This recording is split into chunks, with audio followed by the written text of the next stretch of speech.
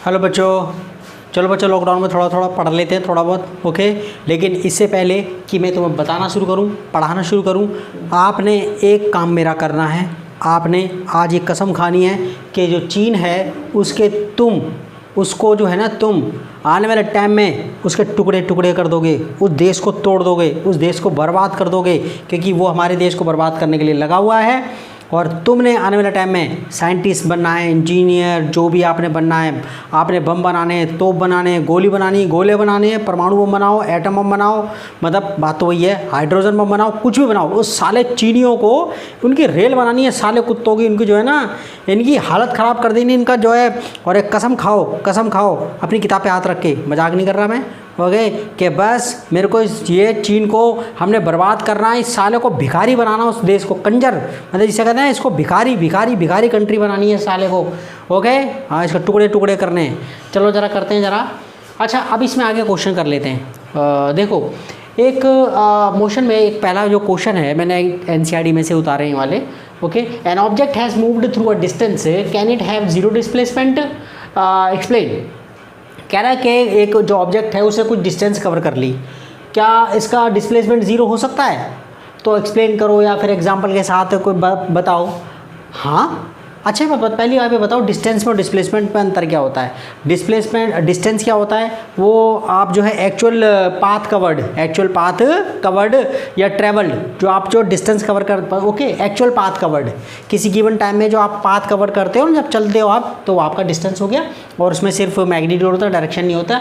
Displacement क्या होता है? Displacement is okay path covered in a particular direction. आप जब कोई मतलब कि जब आप पाथ कवर करते हो तो आप एक्चुअल डिस्टेंस जो है उसकी जो है ना आपका, या फिर आप ये दूसरी डेफिनेशन ये है कि shorter distance between the initial position and final position. आप कहाँ गए, हमें कोई मतलब जहाँ से शुरू करो जहाँ पर खड़े हो आप, वो आपका डिस्प्लेसमेंट होता है। तो डिस्प्लेसमेंट एक्चुअली जीरो भी हो सकता है। डिस्प्लेसमेंट यस एक जो है जीरो डिस्प्लेसमेंट हो सकता है किसी बॉडी का। बंदा जैसे आप स्कूल गए, स्कूल से वापस आ गए, तो आपका डिस्प्लेसमेंट जीरो हो गया। आपका इनिशियल पोजीशन और फाइनल पोजीशन दोनों की दोनों कॉन्साइड मिल गई हैं, कॉन्साइड कर गई हैं, तो आपका डिस्प्लेसमेंट जीरो है, ओके। तो ये आपका एग्जाम्पल भी उसी में दे देना आप जो है। अच्छा, एक ये वाला क्वेश्चन कर लेते हैं। एक फार्मर है, वो एक स्क्वायर जो खेत है, स्क्वायर खेत है, उसके चारों ओर घूम रहा है। ये थोड़ा छोटा छोटा लिखा है, 480 रेजोल्यूशन पे देखना जरा।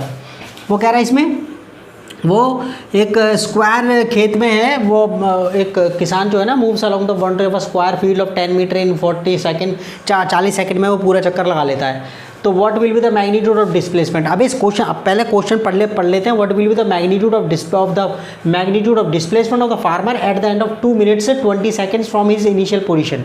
उसका जो है डिस्प्लेसमेंट का मैग्नीट्यूड कितना होगा? डिस्प्लेसमेंट का मैग्नीट्यूड उसने क्या, देखो डिस्प्लेसमेंट में दो चीज़ होती है बेटा, एक तो उसमें मैग्नीट्यूड भी होता है, डायरेक्शन भी होता है, ओके। तो आपका उसने कहा है कि मैग्नीट्यूड निकाल, डायरेक्शन की वो बात ही नहीं कर रहा है। डायरेक्शन आपको स्पेसिफाई करने की जरूरत नहीं है, दैट्स ऑल। आपने कहा, उसने कहा जो डिस्प्लेसमेंट का मैग्नीट्यूड बताओ, यानी कि आपने लेंथ बतानी है, बस ज़्यादा सोचना नहीं है इसके अंदर। तो यहाँ पर हम बात करते हैं इस टाइप के क्वेश्चन में, ये क्वेश्चन NCERT के एक्सरसाइज में भी दे रखा है वाला क्वेश्चन ना, कि अगर कोई चीज़ गोल गोल घूमे, या फिर रेक्टेंगल शेप में, या फिर स्क्वायर शेप में, एक पूरा चक्कर, या ट्रायंगल शेप में भी आ सकता है। क्वेश्चन कन्फ्यूज मत होना कि एक पूरा चक्कर लगा ले, इतनी सेकंड में पूरा चक्कर लगा ले, तो ये बताओ इतने टाइम बाद उसका डिस्प्लेसमेंट बताओ। ये क्वेश्चन को ऐसे चेंज करके वो आपका इस ढंग से दे सकता है। तो आपने क्या काम करना है? आपने क्या काम करना है कि जो टोटल टाइम आपका जो है, नंबर ऑफ राउंड्स निकालने पड़ते हैं इसमें। क्या बेटा? नंबर ऑफ राउंड्स निकालने पड़ते हैं, नंबर ऑफ राउंड्स निकालने पड़ते हैं। नंबर ऑफ राउंड्स का फॉर्मूला क्या होता है? नंबर ऑफ राउंड्स का होता है टोटल टाइम आप ऊपर लगाओ, और आपका टाइम फॉर वन राउंड, जो कंप्लीट एक राउंड पूरा करने में जो टाइम लगता है ना, उससे डिवाइड कर दो टोटल टाइम को आप जो है, ठीक है। तो यहाँ पर हमारे पास कितना आ गया, ये मैं यहाँ लिख रहा हूँ इसके अंदर ये, तो हमारे पास ये कितना आ गया, ये कहाँ लिखूँ इसे, यहाँ पर लिख दूँ, ठीक है। टोटल टाइम कितना है मेरे लाल? टोटल टाइम है 2 मिनट 20 सेकेंड। 2 मिनट यानी कि 2 × 60, ठीक है, 2 मिनट ना, ओके, या फिर 60, या आप जो है 2 मिनट, हाँ ठीक है, 2 × 60 ये सेकंड में आ गया और 20 सेकंड अलग से। ओके, मैं सीधा ही कर रहा हूँ। और ये आपका वो जो है कितना, ये 40 सेकंड में चक्कर पूरा कर रहा है। तो एक चक्कर कितनी देर में लगता है वो आपने नीचे लिखना है, ठीक है। या आपने ये यहाँ पर मैं सेकंड लिख रहा हूँ उसके अंदर, ये सेकंड आ गया और ये सेकंड से सेकंड कट जाएगा तो एक्चुअली कितना होगा, 120 आ गया। ये 140, क्या 140 और ये 40, ठीक है। यहाँ पर कोई यूनिट नहीं आई क्योंकि यूनिट से यूनिट कट गई होगी, कट गया ये। तो आपने क्या काम करना है, ये 14 और ये 2, ठीक है। और ये कितना आ गया, 2 दूनी 4, 2 सत्ते 14, कितना आ गया इतना, ये 3.5, 3.5 चक्कर आ गए, 3.5 चक्कर आ गया उसके। ओके, नंबर ऑफ राउंड्स आ गया।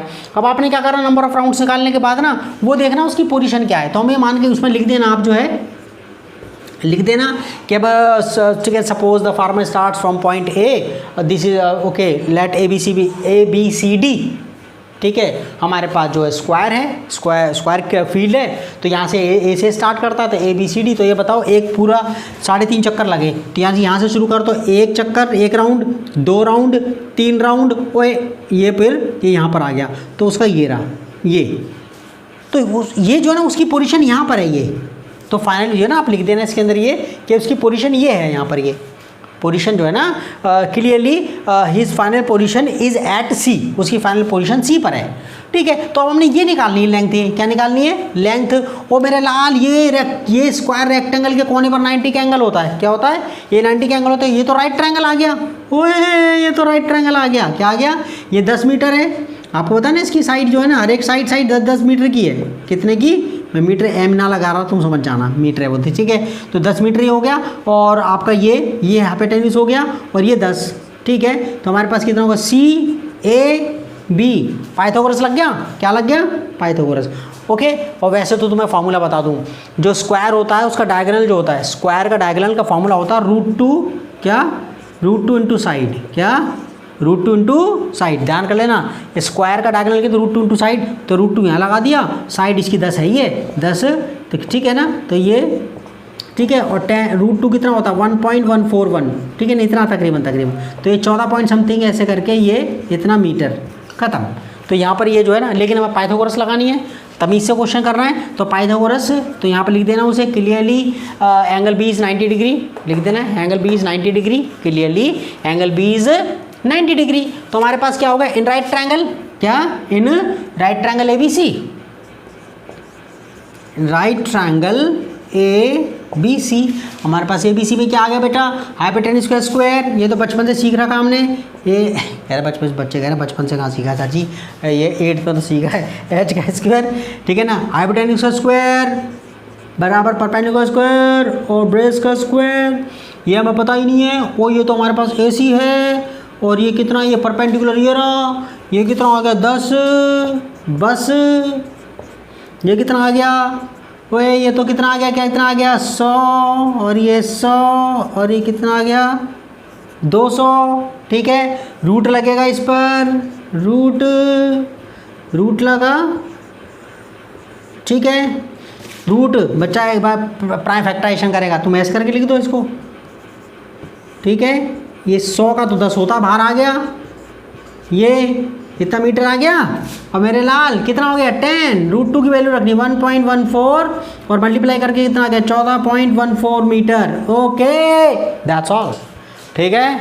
तो हमारे पास ये इसका मैग्नीट्यूड, यानी कि उसे डिस्टेंस पूछी है, मैग्नीट्यूड ऑफ डिस्प्लेसमेंट समझ गए, distance, short distance initial position से फाइनल पोजीशन के बीच में, खत्म बात।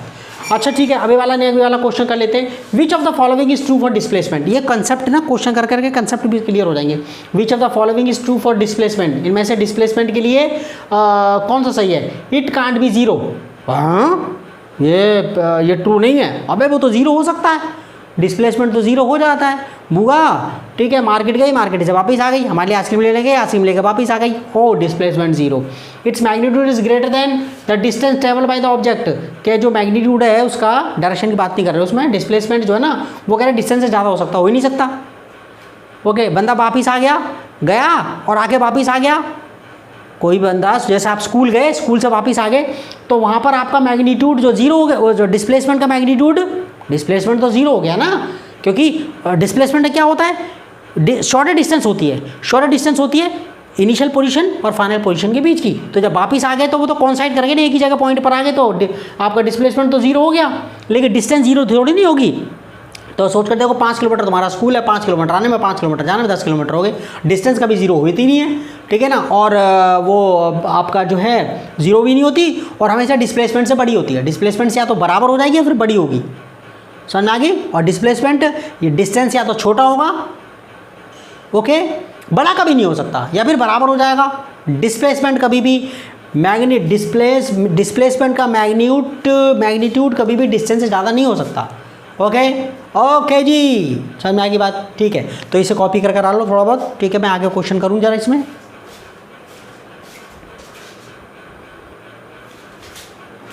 चलो ऐसा है, वो अगले वाले पेज वाले क्वेश्चन बाद में करूँगा, एग्जाम्पल वगैरह, ठीक है। टाटा, ठीक है। मैंने जो बात कही ना, भूलना मत ना, चाइना का बैंड बजा देना तुमने स्मार्टफोन बनाने, वो बड़े अच्छे सस्ते, ठीक है। हाँ ओके, बाय बाय, बाय बेटा, बाय बाय।